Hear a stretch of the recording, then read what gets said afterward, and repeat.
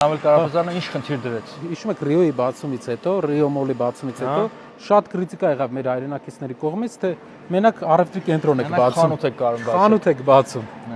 Ու նաև ճիշտ քրիտիկա էր, էլի, առևտրի կենտրոնները շատ լավ բան են, բայց որակական առումով մենք պետք է ուրիշ բան բերենք, ու այդ ժամանակ ինքը ինձ առաջարկեց, ասեց մտածենք ուղղություններ, առաջարկներ մտածենք,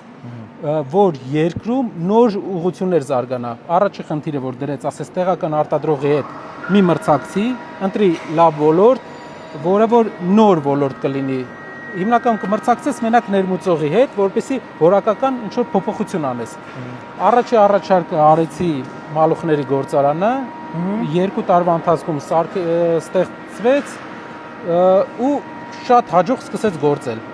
Ուզում եմ ասել, որ 100 ներմուծման մեջ, top 100 ներմուծման մեջ, իմիշելով անգամ top 20 ներմուծման մեջ մալուխները միշտ կային երկու։ Հենց մենք սկսեցինք արտադրել,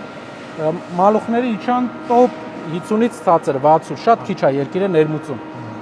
Ուզում եմ բացատրեմ, թե ինչ է տեղի ունենում, երբ դու քիչ ես ապրանք ներմուծում։ Դու այդքան քիչ դոլար ես ուղարկում դուրս, քո դրամը ավելի պինդ է լինում, քո երկիրը ավելի հարուստ է լինում։ Երկրի հարուստ լինելու միակ ամենակարևոր բաներից մեկը, գրավականներից մեկը, որ դու ավելի շատ արտահանես, քան ներմուծես։ Ու սա դրա առաջի քայլն էր։ Բարեկան